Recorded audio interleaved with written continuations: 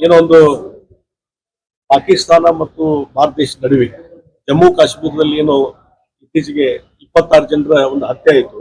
ಆ ಹಿನ್ನೆಲೆಯಲ್ಲಿ ಏನೊಂದು ಯುದ್ಧದ ಒಂದು ವಾತಾವರಣ ನಿರ್ಮಾಣ ಆಗಿದೆ ಮತ್ತು ಭಾರತ ದೇಶ ಮೋದಿಜಿ ಅವರ ನೇತೃತ್ವದಲ್ಲಿ ಎಲ್ಲಾ ತಯಾರಿಯನ್ನ ಮಾಡ್ಕೊಂಡಿದೆ. ಎಲ್ಲಾ ಏನೇನು ಕಾನ್ಸಿಕ್ವೆನ್ಸ್ ಇದಾವಲ್ಲ ಅದನ್ನ ಎದುರಿಸಲಿಕ್ಕೆ ಎಲ್ಲಾ ರೀತಿ ತಯಾರಿ ಮಾಡ್ಕೊಂಡಿದೆ.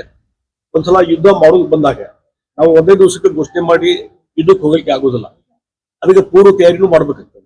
ಕಂಟಿನ್ಯೂಸ್ ಕಳೆದ ಒಂದು ವಾರದಿಂದ ನೀವು ನೋಡ್ತಾ ಇದ್ರಿ, ಮೋದಿ ನೇತೃತ್ವದಲ್ಲಿ ಮಿಲಿಟರಿ ಮತ್ತು ಉಳಿದ ಎಲ್ಲ ನೌಕಾನೆಲೆ, ವಿಮಾನಯಾನ ಎಲ್ಲ ಇವ್ರದ್ದು ಪ್ರಮುಖದ ಒಂದು ಸಭೆ ಆಯಿತು. ಒಂದು ಬೇರೆ ಬೇರೆ ಹಂತದಲ್ಲಿ ಸಭೆಗಳು ನಡೀತಾ ಇದಾವೆ. ರಾಜನಾಥ್ ಸಿಂಗ್ ಅವರು ಮಾಡ್ತಾ ಇದ್ದಾರೆ.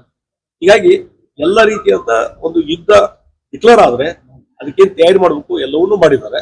ಮತ್ತು ಯುದ್ಧ ಡಿಕ್ಲೇರ್ ಆದ್ಮೇಲೆ ಏನು ಉಳಿದು ನಾಗರಿಕರ ರಕ್ಷಣೆ ಮತ್ತೊಂದು ಅವ್ರ ರಕ್ಷಣೆ ಯಾವ ರೀತಿ ಮಾಡ್ಕೋಬೇಕು ಅನ್ನೋದು ತಕ್ಷಣವೇ ಸಿಗ್ನಲ್ ಕೊಡಕ್ ಬರುದಿಲ್ಲ. ಅದಕ್ಕಾಗಿ ಮೊದಲೇ ಅದಕ್ಕೆ ತಯಾರಿ ಮಾಡ್ಬೇಕಾಗ್ತದೆ. ಆ ಹಿನ್ನೆಲೆಯಲ್ಲಿ ಇವತ್ತೇನು ಮೋದಿಜಿ ಅವ್ರ ನೇತೃತ್ವದಲ್ಲಿ ಕೇಂದ್ರ ಸರ್ಕಾರ ಏನ್ ನಿರ್ಧಾರಗಳನ್ನು ಕೈಗೊಳ್ತಾರೆ ಅದಕ್ಕೆ ನಾವೆಲ್ಲರೂ ಬದ್ಧರಿರಬೇಕು. ಮತ್ತು ಇಡೀ ದೇಶದ ಜನ ಇವತ್ತು ಈಗಾಗಲೇ ಬಹಳಷ್ಟು ಥಿಂಕಿಂಗ್ ನಡೆದಿದೆ. ಮೋದಿಜಿ ಅವ್ರು ಏನಾದ್ರು ಇದ್ರ ಬಗ್ಗೆ ಪಾಠ ಕಲಿಸ್ಬೇಕನ್ನುವಂಥದ್ದು ಅದಕ್ಕೊಂದು ಎಲ್ಲ ತಯಾರಿ ನಡೆದಿದೆ. ಸರಿಯಾದ ಸಮಯದಲ್ಲಿ ಸರಿಯಾದಂತ ಉತ್ತರವನ್ನ ಮೋದಿಜಿ ಅವರು ಎಲ್ಲ ರಾಜ್ಯಗಳಿಗೆ ಅಲರ್ಟ್ 24 ಡಿಸ್ಟಿಕ್ ಘೋಷಣೆ ಮಾಡಿರಲ್ಲ, ಯಾವ್ಯಾವ ರಾಜ್ಯದಲ್ಲಿ ಬರ್ತದೋ ಅಲ್ಲಿ ಎಲ್ಲ ಸೂಚನೆ ಹೋಗಿರ್ತದೆ. ಅದ್ರ ಪ್ರಕಾರ ಯಾವ ರೀತಿ ನಾಗರಿಕರನ್ನು ತಯಾರು ಮಾಡಬೇಕು ಅನ್ನುವಂಥದ್ದು ಥಿಂಕಿಂಗ್ ನಡೀತದೆ. ಮತ್ತು ಇದು ಒಂದು ತಯಾರಿ, ಏನೊಂದು ಯುದ್ಧ ಮಾಡಬೇಕು ಅದು ತಯಾರಿ ಎಲ್ಲರೂ ಮಾಡಿದ್ದಾರೆ. ಯುದ್ಧ ಯಾವಾಗ ಮಾಡ್ಬೇಕು, ಏನ್ ಮಾಡ್ಬೇಕು, ಯಾವ ರೀತಿ ಆಕ್ಷನ್ ತಗೋಬೇಕು ಅದು ಕೇಂದ್ರ ಸರ್ಕಾರ ಮೋದಿಜಿ ಅವರಿಗೆ ಸರ್ ಹೇಗಿದೆ ಅಂದ್ರೆ ಏನು ಅಲ್ಲ ಆ ರೀತಿ ವಾತಾವರಣ ಇದೆ. ಮತ್ತು ಅದಕ್ಕಿಂತ ಮುಂಚೆ ಬಹಳ ಮುಖ್ಯವಾಗಿ ಹೇಳೋದು ಬರೀ ಯುದ್ಧ ಮಾಡಿನ ಅಂತಲ್ಲ. ಈಗ ಅಲ್ಲೇನು ಸಿಂಧೂ ನದಿದು ಏನು ಒಪ್ಪಂದ ಆಗಿತ್ತು ಅದನ್ನ ರದ್ದು ಮಾಡಿದ್ರು. ನೀರಿನ ಹರಿವು ಏನಿತ್ತು ಈಗಾಗಲೇ ಒಂದು ನದಿದು ಡೈವರ್ಟ್ ಮಾಡಿದ್ದಾರೆ. ಅಲ್ಲಿ ಜಲ ವಿದ್ಯುತ್ ಅನ್ನು ಉತ್ಪಾದನೆ ಮಾಡ್ಲಿಕ್ಕೆ ಏನೇನು ಕ್ರಮ ಕೈಗೊಳ್ಬೇಕು ಅದನ್ನು ಸ್ಟಾರ್ಟ್ ಮಾಡಿದ್ದಾರೆ. ಅದ್ರ ಬಗ್ಗೆ ಹೋಗಿ ಒಂದು ಭೂಮಿ ಪೂಜೆನೂ ಮಾಡೋರಿದ್ದಾರೆ ಕ್ಷಣವೇ. ಅದಕ್ಕಾಗಿ ಒಂದ್ ಕಡೆ ಯುದ್ಧ, ಪರೋಕ್ಷ ಯುದ್ಧ, ಸಿವಿಲ್ ವಾರ್ ಅಂತ ಅದಕ್ಕೆ ಪರೋಕ್ಷ ಯುದ್ಧವನ್ನು ಸಹಿತಕ್ಕೆ ಈಗಾಗಲೇ ಸ್ಟಾರ್ಟ್ ಮಾಡಿದ್ದಾರೆ ಮೋದಿಜಿಯವರು.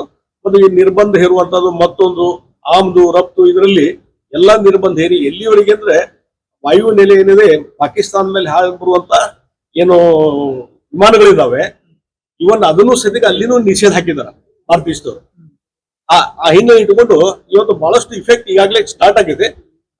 ಬಹುಶಃ ಒಳ್ಳೆ ರೀತಿಯಾದಂತ ರಿಸಲ್ಟ್ ಬರ್ತದೆ ಅಂತ ನಂಗೆ. ಸರ್ ಜಿಲ್ಲೆಯಲ್ಲಿ ಏನಾದ್ರು ಮಾಡ್ತಿಲ್ಲ ಬೆಳಗಾವಿ ಜಿಲ್ಲೆ? ಇಲ್ಲಿ ಬೆಳಗಾವಿ ಜಿಲ್ಲೆಯಿಂದ ನಮಗೆ ಮಾಹಿತಿ ಇಲ್ಲ, ನೋಡ್ತೀವಿ ಜಿಲ್ಲಾಧಿಕಾರಿ. ಪಾಕಿಸ್ತಾನಿ ಪ್ರಜೆಗಳನ್ನು ಕೇಂದ್ರ ಸರ್ಕಾರ ಸೂಚನೆ ಕೊಟ್ಟಾಗೂ ಸಹಿತ ರಾಜ್ಯ ಸರ್ಕಾರ ಅದನ್ನ ನಿಯಮ ಪಾಲನೆ ಮಾಡಬೇಕಾಗಿತ್ತು. ಒಂದು ಜವಾಬ್ದಾರಿ ನಡ್ಕೋಬೇಕಾಗಿತ್ತು. ಸರಿಯಾದಂತ ಪ್ರಾಮಾಣಿಕವಾದಂತ ಒಂದು ಸರ್ವೆ ಆಗಲಿ ಅಥವಾ ಐಡೆಂಟಿಫಿಕೇಶನ್ ಆಗಲಿ ಮಾಡದೇ ಇರೋದ್ರಿಂದ ಇನ್ನೂ ಎಷ್ಟೋ ಜನ ವೀಸಾ ಇಲ್ದಂತವ್ರು, ವೀಸಾ ಅವಧಿ ಮುಗಿದಂತವ್ರು ಸದ್ಯಕ್ಕೆ ಇವತ್ತು ಕರ್ನಾಟಕದಲ್ಲಿ ಇದ್ದಾರೆ, ಬೇರೆ ಬೇರೆ ಭಾಗದಲ್ಲಿ ಇದ್ದಾರೆ. ಆ ಹಿನ್ನೆಲೆಯಲ್ಲಿ ಮಾಹಿತಿಗಳು ಸಿಗ್ತಾ ಇದಾವೆ. ಅದಕ್ಕಾಗಿ ಭಾರತೀಯ ಜನತಾ ಪಾರ್ಟಿ ಇವತ್ತು ಎಲ್ಲಾ ಕಡೆನೂ ಸಹಿತ ಪ್ರತಿಯೊಂದು ಜಿಲ್ಲೆ ನಗರದಲ್ಲಿ ಸಹಿತ ಜಿಲ್ಲಾಧಿಕಾರಿ ಮನವಿ ಕೊಡ್ತಾ ಇದ್ದಾರೆ. ಆದಷ್ಟು ಬೇಗನೆ ಇಲ್ಲಿದ್ದಂತ ಪಾಕಿಸ್ತಾನಿಗೆ ಯಾರಿದ್ದಾರೆ ಅವರನ್ನೆಲ್ಲ ಹೊರಗಡೆ ಕಳಿಸುವಂತ ವ್ಯವಸ್ಥೆ ಆಗಬೇಕು. ಅವರ ಐಡೆಂಟಿಫಿಕೇಶನ್ ಆಗ್ಬೇಕಂತ ಈಗಾಗಲೇ ಅದಕ್ಕೆ ಅಜಿಟೇಷನ್ ಪ್ರಾರಂಭ.